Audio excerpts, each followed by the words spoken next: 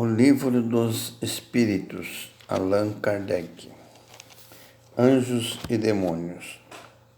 Os seres que chamamos anjos, arcanjos, serafins formam uma categoria especial de natureza diferente da dos outros espíritos? Não. São espíritos puros. Estão no mais alto grau da escala e reúnem em si todas as perfeições. A palavra anjo desperta geralmente a ideia da perfeição moral. Não obstante, é frequentemente aplicada a todos os seres bons e maus que não pertencem à humanidade. Disse o bom e o mau anjo, o anjo da luz e o anjo das trevas. E nesse caso, ele é sinônimo de espírito ou de gênio. Tomamo-lo aqui na sua boa significação. Os anjos também percorrem todos os graus? Percorreram todos, mas, como já dissemos, uns aceitaram a sua missão sem murmurar e chegaram mais depressa. Outros empregaram maior ou menor tempo para chegar à perfeição. Se a opinião de que há seres criativos perfeitos e superiores a todos os outros é errônea, como se explica a sua presença na tradição de quase todos os povos? Aprende que teu mundo não existe de toda a eternidade e que muito antes de existir já havia espíritos no grau supremo.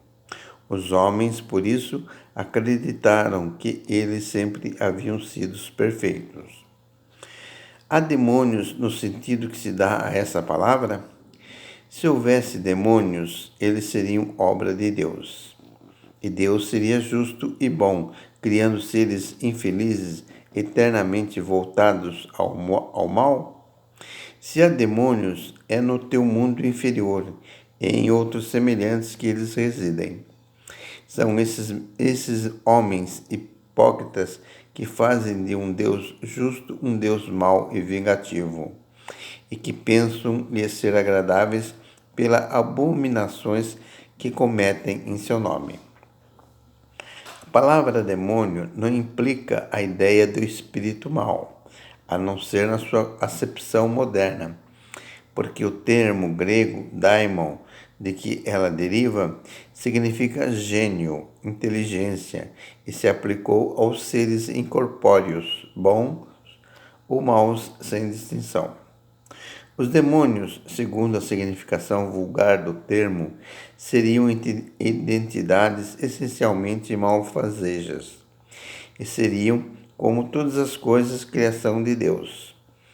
Mas Deus, que é eternamente justo e bom, não pode ter criado seres predispostos ao mal por sua própria natureza e condenados pela eternidade. Se não fossem obra de Deus, seriam eternos como ele, e nesse caso haveria muitas potências soberanas. A primeira condição de toda a doutrina é a de ser lógica. Ora, a dos demônios, no seu sentido absoluto, falha nesse ponto essencial. Que na crença dos povos atrasados, que não conheciam os atributos de Deus, admitindo divindades malfazejas, também se admitissem os demônios, é concebível. Mas para quem quer que faça da bondade de Deus um atributo por excelência, é ilógico e contraditório supor que ele tenha criado seres voltados ao mal e destinados a praticá-lo perpetuamente, porque isso negaria sua bondade. Os partidários do demônio se apoiam nas palavras do Cristo, e não seremos nós que iremos contestar a autoridade dos seus ensinos, que desejaríamos ver mais no coração do que na boca dos homens, mas estariam bem certos no sentido de que ele atribui à palavra demônio? Não se sabe que a figura alegórica é uma das características da sua linguagem? tudo o que o Evangelho contém deve ser tomado ao pé da letra? Não queremos outra prova além desta passagem. Logo após esses dias de aflição, o sol se obscurecerá e a lua não dará mais a sua luz. As estrelas cairão do céu e as potências celestes serão abaladas. Em verdade, vos digo que esta geração não passará antes que todas essas coisas se cumpram. Não vimos a forma do texto bíblico contraditada pela ciência no que se refere à criação e ao movimento da Terra? Não pode acontecer o mesmo com certas figuras empregadas pelo Cristo, que devia falar de acordo com o tempo e a região em que se achava? O Cristo não poderia ter tido conscientemente uma falsidade, se, portanto, nessas palavras há coisas que parecem chocar a razão, e é que não as compreendemos ou que as interpretamos mal. Os homens fizeram com os demônios o mesmo que com os anjos.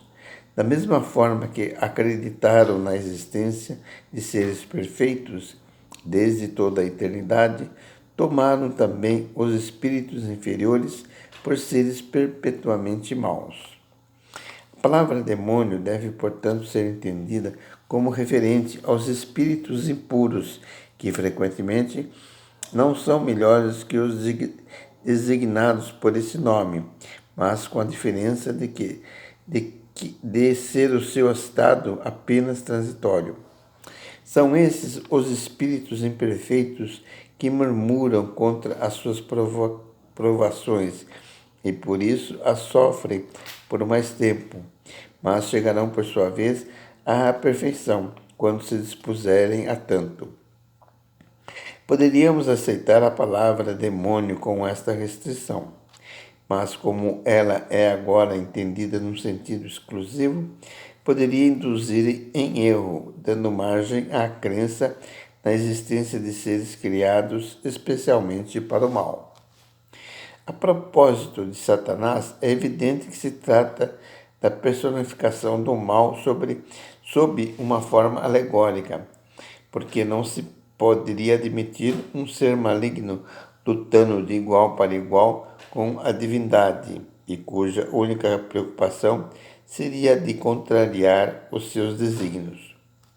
Como o homem necessita de imagens e figuras para impressionar a sua imaginação, pintou os seres incorpóreos com formas materiais dotadas de atributos que lembram as suas qualidades ou seus defeitos. Foi assim que os antigos, querendo personificar o tempo, deram-lhe a figura de um velho com um foice e uma ampulheta. Uma figura de jovem, nesse caso, seria um contrassenso. O mesmo se deu com as alegorias da fortuna, da verdade, etc.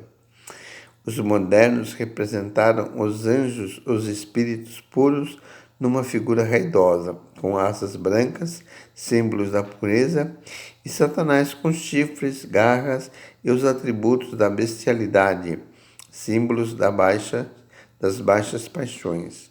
O vulgo, que toma as coisas ao pé da letra, viu nesses símbolos identidades reais, como outrora vira Saturno na alegoria do tempo.